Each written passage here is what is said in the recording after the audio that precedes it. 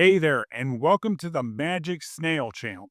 This is where we share real life stories about people dealing with all kinds of situations. Some are funny, some are messy, and some are downright unbelievable. If you like hearing stories that feel real and keep you curious, you'll feel right at home here. So go ahead, like the video, and subscribe to the channel if you want more. We've got plenty of stories waiting for you. You tried to get rid of me, Leela, but your plan failed. I wake to a whisper that isn't a voice, carpet sighing under boots that shouldn't be in my hallway. 3 men, cheap cologne, expensive nerves. They wanted a sleeping accountant. They found what came before the numbers. The first one creaks past my bedroom door. Amateur. His breathing pattern screams fear, not focus.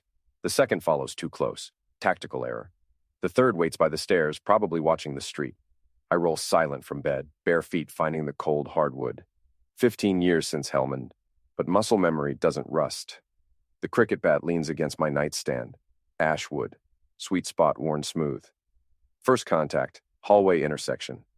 He's checking the spare room when I take his knees from behind. One sharp crack to the nerve cluster, and he drops without noise. Zip tie around his wrists, another around his ankles. Breathing steady, alive. Second man hears something, turns toward the sound. His flashlight beam cuts wild arcs across the wall.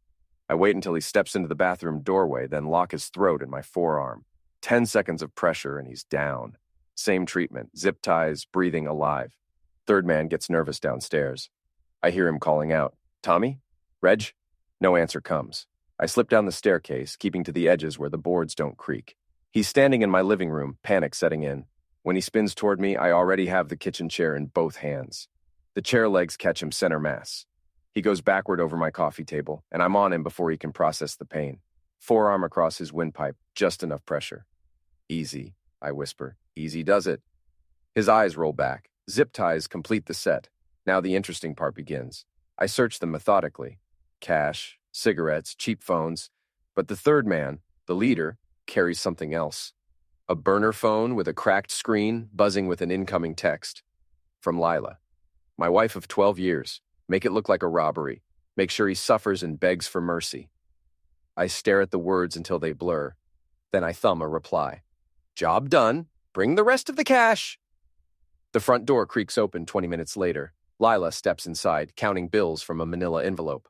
Behind her, Colin Vance's familiar silhouette fills the doorway. "Count it," Colin whispers. I hit record on the burner phone and smile in the dark. Dawn creeps through my garage windows as I spread the evidence across my workbench. 3 phones, photographs, bank transfer receipts. The forensic accountant in me catalogs everything. Dates, amounts, digital fingerprints. The burner holds a month of planning. Hotel reservations, cash withdrawals from Colin's accounts, text chains between Lila and someone called Zoe Pike. My wife's best friend, apparently. The logistics coordinator. He suspects nothing, Lila wrote 3 days ago. Still thinks I'm at book club Thursdays. "Good," Zoe replied. "The boys know to wait for your text. Make it convincing. They hired butchers, then decided on a beating instead. Robbery gone wrong. Insurance payout. Colin pays my wife's debts, probably expecting more than friendship in return. I print everything at the 24-hour shop in town. The clerk barely glances up from his magazine. Same man who's seen me here before, handling divorce papers for clients. Forensic accounting sometimes requires night shifts.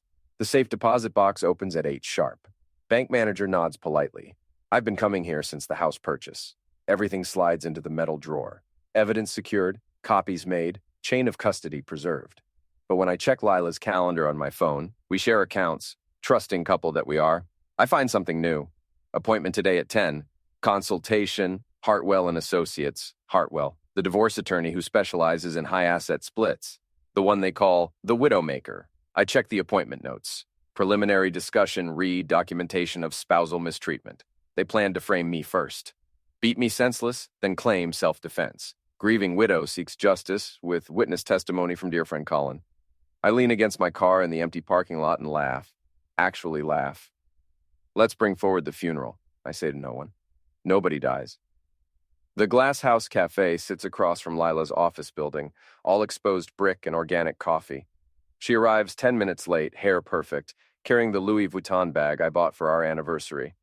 "Danny," she says, sliding into the booth. "You sounded strange on the phone." Rough night, break-in attempt. Her face arranges itself into concern. Oscar-worthy performance. "Oh God, are you okay? Did they take anything?" Scared them off. Police said it was probably kids looking for easy cash. I sip my coffee, watching her eyes. But it got me thinking about us, about security. She reaches across the table, touching my hand. "What do you mean?" "I think we need space, Lila. A trial separation. Time to figure things out." The relief flickers across her features before she can catch it. "If that's what you need, I'd want to make it official. Financial arrangements, asset access. Nothing complicated, just protection for both of us." I pull out a tablet, legal documents already loaded. I had my attorney draft something basic. She signs without reading. Why would she? I'm the detail man, always handling the paperwork. She trusts me to protect her interests. What she doesn't know is that the document grants me emergency power of attorney in cases of suspected fraud, legal access to all accounts, all transactions, all digital communications. "This is probably for the best," she says, standing to leave. "I have a meeting at 10. Good luck." She kisses my cheek, collects her bag, and walks toward the door. At the last second, she pulls out her phone and texts someone. I catch the reflection in the cafe window. Phase 2 tonight. Her passcode is our anniversary. She thinks I don't notice these things. When she disappears down the street, I call Detective Sergeant Lorna Hale, anonymous tip line. "Listen for a hotel drop," I tell her. "Car park behind the airport lodge. Tonight around 8. The airport lodge car park stinks of diesel and desperation. I watch from the multi-story across the street. Binoculars focused on the service road where 3 figures wait beside a silver Honda. Lila, Colin, and a woman I recognize from Facebook photos. Zoe Pike.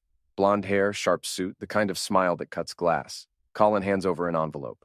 Zoe counts the contents, then passes it to Lila. Money changes hands again, back to Colin. A triangle of trust built on my destruction. Movement in my peripheral vision. Detective Sergeant Hale parked 2 spaces behind them in an unmarked Ford. She's watching, but at this distance, she can't see details. She needs probable cause, not suspicion. A young man in a tracksuit emerges from behind a van, eyeing the group. Opportunist, probably looking for an easy phone grab. He starts moving toward Lila. I can't let this collapse into chaos. I take the stairs 3 at a time, cross the street at a run, and intercept the tracksuit in the shadows between cars. One hand on his shoulder, just enough pressure to get attention. Wrong night, mate. He sees something in my face that changes his mind. Nods and walks away. When I look back, the exchange is complete. Hale follows the Honda as it leaves. I follow Hale, but the envelope they passed doesn't contain cash. I saw Colin's gesture as he handed it over. Too light, too flat. Papers, not money. When I get home, I find the answer in Lila's laptop. Draft divorce petition. Allegations of domestic violence. Staged photographs of bruises that don't exist yet, dated for next week. They were going to frame me first, then have me beaten, then play the victim. I stare at the screen until my coffee goes cold. They plan to destroy me, then profit from the wreckage. My turn. Colin's office overlooks the container port, glass and steel rising above the cranes. I have a legitimate appointment, quarterly audit of the logistics accounts. Perfectly normal business. "Danny boy," Colin says, shaking my hand like we're old friends. "Coffee? Tea?" "Just the books, thanks." He spreads the ledgers across his conference table. Everything looks clean on the surface, but I know what to look for. Invoice sequences, payment timing, cash flow irregularities. "Business good?" I ask, making notes. "Can't complain. Market's tight, but we're managing. Still carrying that commercial loan from Halifax?" His pen stops moving. "Which loan?" "The equipment financing? Due for renewal next month?" I flip through my folder. "Unless you've refinanced?" Colin's smile tightens. "We're exploring options." What he doesn't say. The loan covenant requires him to maintain specific cash reserves. What he doesn't know? I've already confirmed he's running $20,000 short. One missed payment, and Halifax can call the entire balance due. Through his office window, I watch a forklift operator guide a container toward the loading dock. Young man, maybe 19, focused on the job. The container swings wide as he turns the corner. Too wide. I'm moving before Colin realizes what's happening. Down the stairs, across the dock, grabbing the kid's shoulder just as the container clips the corner of a shipping office. No one hurt, minimal damage. But the crew sees me take action while their manager watched from his office. Thanks, mate, the forklift operator says. Blasted thing got away from me. Happens to everyone. Colin appears at my shoulder, slightly out of breath. Everything all right? Fine now. But when we return to his office, his phone buzzes with a text. I catch the screen before he can hide it. He's sniffing. Tonight? From Lila. Colin's response comes fast. Yes. I finish my audit, pack my papers, and shake his hand goodbye. Professional smile, firm grip. Then I take the service elevator to the basement and search his office from below. Access panels in the dropped ceiling, exactly where I expected. 20 minutes of careful exploration, and I find it. Second burner phone, taped inside an air duct. All their communications. 3 weeks of planning, financial transfers, timeline adjustments. And tomorrow's plan, second attempt. This time, they're bringing reinforcements. I photograph everything and leave the phone exactly where I found it. Let them come. The Halifax bank manager listens politely as I explain the situation. Loan covenant breach, potential fraud indicators, audit irregularities. Everything backed by documentation, signed and witnessed. We'll need to investigate, he says. Of course, but given the timeline, he nods. We'll expedite the review. By noon, Colin's business accounts are frozen pending investigation. By 2 o'clock, Lila's personal accounts follow. The power of attorney document makes it simple. Suspected fraudulent activity, protection of assets pending legal review. I'm walking back to my car when one of the masked men from last night steps out of an alley. Same cheap cologne, same nervous energy. He's been waiting. You, he says, we need to talk. About what? About being smart, about keeping quiet. He's bigger than he seemed in my hallway, but size doesn't matter when you understand leverage points. He reaches for my jacket, trying to intimidate. I take his wrist, turn it clockwise until he gasps, and guide him gently against the brick wall. Here's how this works, I say quietly. You walk away, you forget my address, you forget you ever met my wife, and in return, I don't call Detective Sergeant Hale and explain how you broke into my home. You can't prove nothing. I show him the photographs from his burner phone. Timestamps, text messages, GPS data placing him at my address. Want to bet? He stares at the evidence, then at me. Something shifts in his expression. Recognition, maybe, or respect. Fair enough, he says. Business is business. He walks away without looking back. One loose end tied off. My phone rings as I reach the car. Detective Sergeant Hale. Mr. Mercer, we've had a complaint. Someone says you hired the men who broke into your house? Interesting theory. Where are you now? Halifax Bank, finishing some business. Why? Because I'd like to talk. And I think you'd like to explain why your wife's friends are telling stories about you. I smile. Finally. Good. Now they're on the board. The Property Developers Gala fills the grand ballroom like a showcase of ambition. Lila works the room in a red dress that cost more than most people's car payments, playing the part of successful PR director. Colin hovers near the bar, checking his phone every 30 seconds. The account freeze has him rattled, but he's keeping up appearances. Zoe Pike holds court by the auction display, charming donors with stories about upcoming projects. None of them see me in the service corridor, laptop connected to the audiovisual control room. The presentation begins at 8 sharp. Property development slides, investment opportunities, community partnerships. Lila introduces the keynote speaker, her voice carrying perfectly through the sound system. That's when I switch the feed. Bank transfer records appear on the main screen. Colin's payments to unknown accounts. Hotel receipts, time-stamped text messages between Lila and the hired muscle. The ballroom goes silent, then loud. Donors scramble for exits. Board members demand explanations. Someone screams about calling the police. I disconnect my laptop and slip through the kitchen toward the service exit. 2 security guards block my path, but they're focused on containment, not confrontation. Staff only, one of them says. Catering emergency. They let me pass, amateur hour. But as I reach the alley, I hear Lila's voice rising above the chaos. He hit me. My husband did this. I turn back, curiosity overriding caution.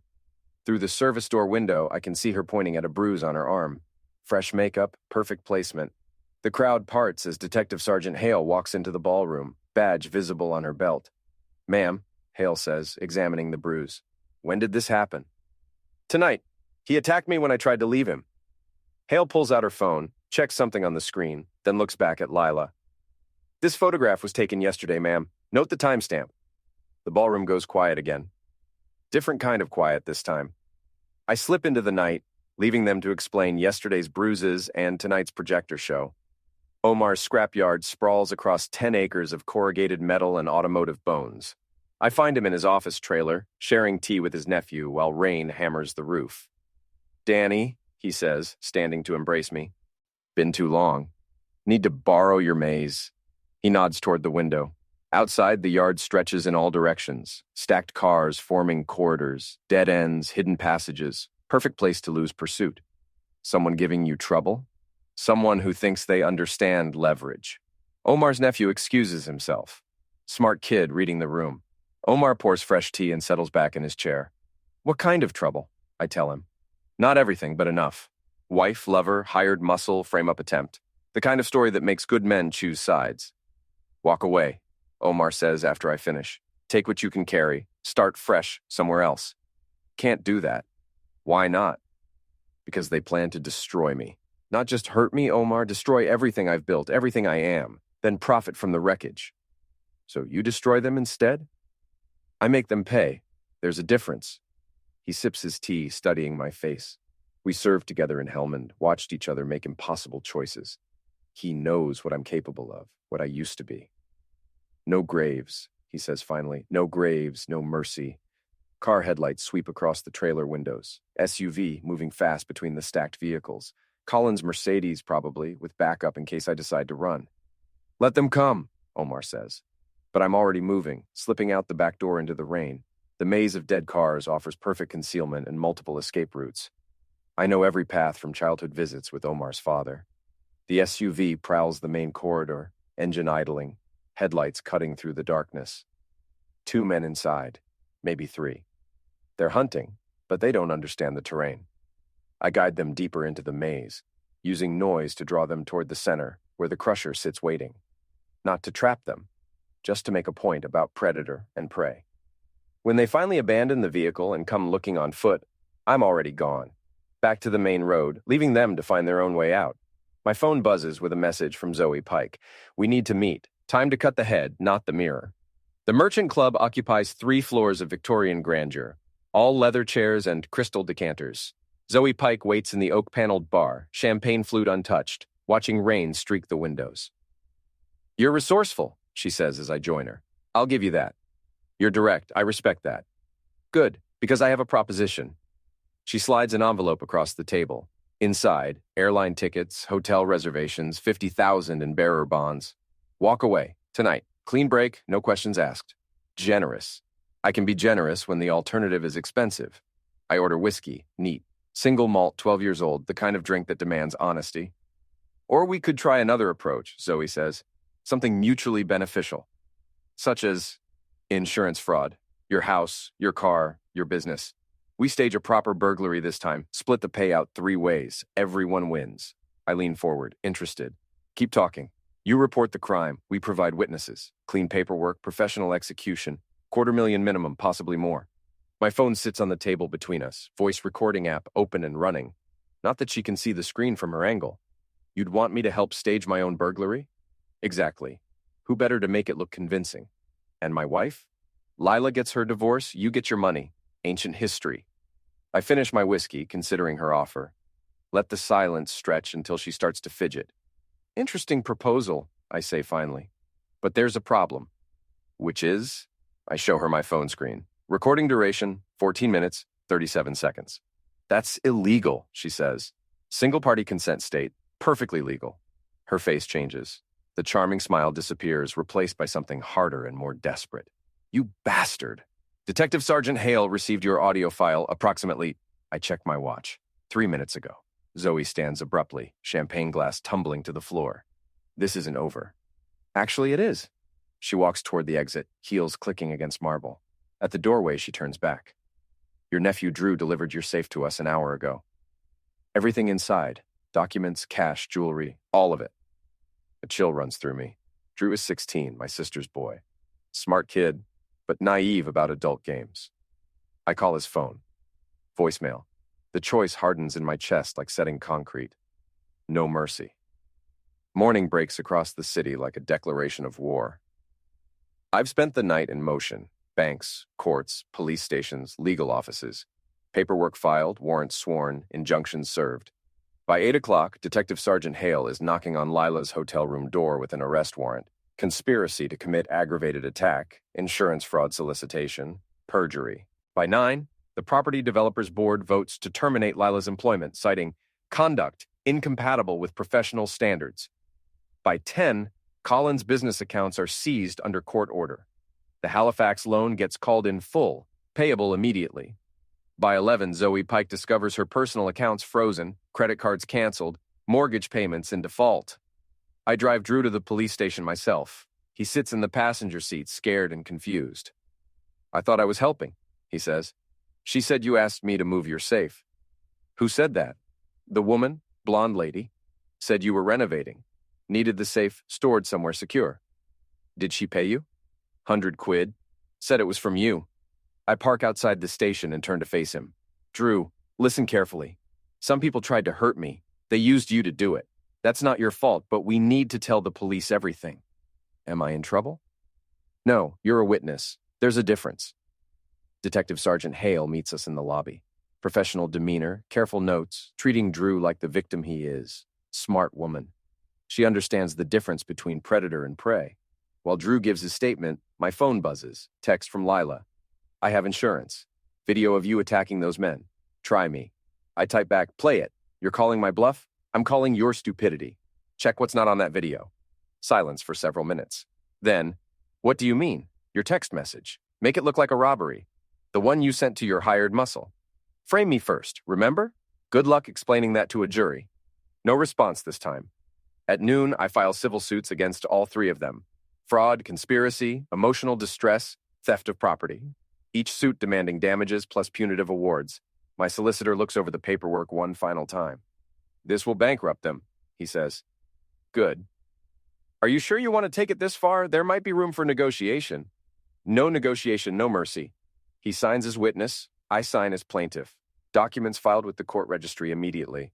When Drew and I leave the police station, Detective Sergeant Hale walks us to the car. "We can't hold them forever," she says. "Couple days maximum before they make bail. After that, it's civil court proceedings. Then release them." She gives me a long look. "Mr. Mercer, I've been doing this job for 15 years. I've seen what happens when people take justice into their own hands. Have you seen what happens when they don't? Be careful. Win this the right way." I start the engine. I intend to... The interview room smells like disinfectant and desperation. Fluorescent lights buzz overhead while Detective Sergeant Hale arranges files on the metal table. Lila sits across from me, flanked by her solicitor and Zoe Pike. Both women look like they haven't slept. Colin waits in a separate room. They can't coordinate stories if they're kept apart. "Let's start with the night of the break-in," Hale says. "Mrs. Mercer, where were you between midnight and 3 a.m.? "Home," Lila says. "Asleep. Your husband reports being attacked by 3 masked intruders." "Terrible business. Thank God he wasn't hurt." Hale slides a photograph across the table. CCTV image from the Airport Lodge car park. Lila handing cash to Colin while Zoe watches. "This was taken the following evening. Can you explain the transaction?" Lila's solicitor leans forward. "My client was returning money borrowed earlier in the week." "What money?" "Personal loan between friends." Hale produces another photograph. Bank transfer records, Colin's account to an unknown recipient, date and time stamped clear. "Mr. Vance transferred £1,500 to this account on the morning of the break-in. Same account that paid the 3 men who entered your husband's house. Coincidence? Let's try a different approach." Hale opens her laptop and plays an audio file. Zoe's voice fills the room, crystal clear. "You report the crime, we provide witnesses. Clean paperwork, professional execution, $250,000 minimum, possibly more." Then my voice. "You'd want me to help stage my own burglary?" Zoe. "Exactly. Who better to make it look convincing?" The solicitor's face goes pale. Zoe stares at the table, saying nothing. "This recording was made yesterday evening," Hale continues. "Miss Pike, do you recognize your voice?" No comment. "Mrs. Mercer, are you aware that your friend has been proposing insurance fraud schemes to your husband?" Lila looks at Zoe for the first time since we sat down. Something passes between them. Surprise, betrayal, recognition. "I don't know what you're talking about." Hale produces another file. Financial records, account statements, transaction histories. Miss Pike has been skimming from the property developer's client fund for 8 months. Small amounts, difficult to detect. Until yesterday, when we ran a complete audit. Zoe finally looks up. That's impossible. £60,000 diverted to personal accounts. Your personal accounts. Mrs. Mercer, did you know your friend was stealing from her employer? No, absolutely not. But you did know about the plan to have your husband beaten? Lila's composure cracks. It wasn't supposed to be serious. Just scare him. Make him agree to reasonable terms. Whose idea was it to hire the men? Zoe's. She said she knew people. Said it would be simple. And the insurance fraud? I never agreed to that. Zoe finally speaks. You're lying. You knew everything. I knew about Colin. I didn't know about stealing, about insurance schemes, about any of this. The two women stare at each other across the table. 12 years of friendship dissolving in real time. Hale closes the laptop. We have enough for charges. Mrs. Mercer, you're looking at conspiracy to commit attack. Miss Pike, conspiracy plus fraud plus theft. Minimum 2 years each, possibly more. The solicitor shuffles papers. My clients would like to explore plea arrangements. That's not my decision. Crown Prosecution Service handles plea bargains. Hale stands, gathering her files. However, there's another issue. Civil proceedings. Mr. Mercer has filed suit against all 3 defendants. Substantial damages, punitive awards, even if you avoid prison, the financial consequences. She doesn't finish the sentence. She doesn't need to. Release them, I say quietly. Everyone turns to look at me. First words I've spoken since entering the room. The civil court can handle the rest. The auction yard overlooks the port, where cranes scratch the sky like mechanical prayers. Late afternoon sun slants through the warehouse windows, illuminating lots of seized property arranged on tables and hanging from hooks. Lot 47, silver Honda Civic, 2018 model, leather interior. Lila's car, Lot 52, contents of Flat 14B, Riverside Court. Zoe's furniture, electronics, artwork, Lot 61, marine vessel, 30-foot cabin cruiser, twin outboard motors. Colin's weekend pride. I stand at the back of the crowd, watching familiar faces bid on the wreckage of 3 lives. Court-ordered sale, fraud seizure, civil judgment enforcement. Everything legal, everything justified. Lila appears at my shoulder, thin and hollow-eyed. 2 weeks of legal proceedings have carved years off her face. Please, she says. We need to talk. Nothing to discuss. I'll drop the divorce. We can start over. Fresh beginning, clean slate. You hired men to beat me. It wasn't supposed to happen that way. Zoe said a lot of things, like how you planned to frame me first. Domestic violence allegations, staged photographs, witness testimony from your lover. She flinches. Colin was just what? Insurance, backup plan, someone to catch you when the marriage collapsed? The auctioneer calls for bids on her car, starting at £8,000, climbing steadily. She watches strangers evaluate her transportation, her independence, her ability to escape. I loved you, she says quietly.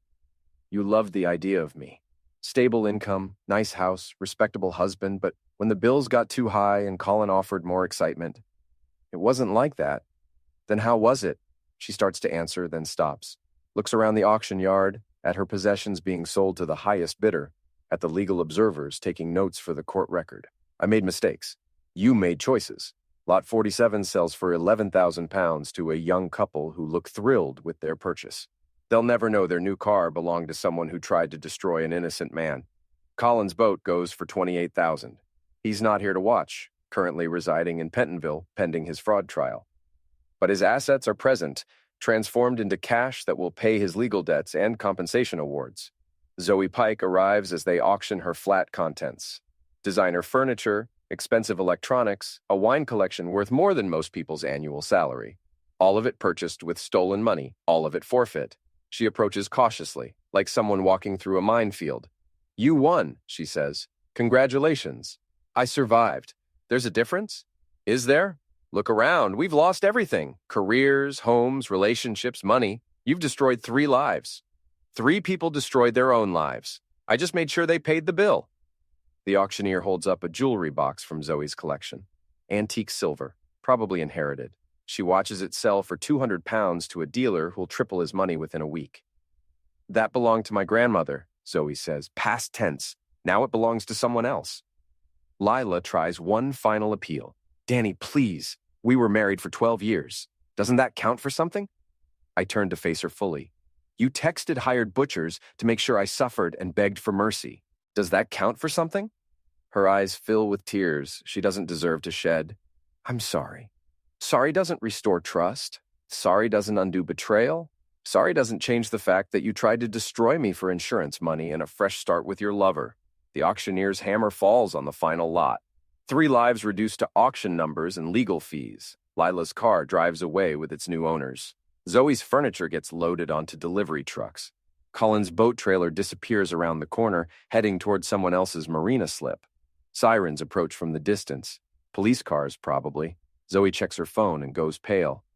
What now? Lila asks. Detective Sergeant Hale enters the auction yard with 2 constables. She walks directly toward Zoe Pike, warrant in hand. Additional charges, Hale announces. Conspiracy to pervert the course of justice. New evidence from the bar recording. Zoe doesn't resist as they cuff her. No point running when you have nowhere to go. As they lead her away, she looks back at me one final time. You could have shown mercy. You could have shown integrity. The auction yard empties quickly. Dealers collecting purchases, observers filing reports, officials completing paperwork. Soon it's just me and Lila standing among empty tables and discarded lot numbers. What happens now? She asks. You find somewhere to live, you find work, you live with the consequences. And you?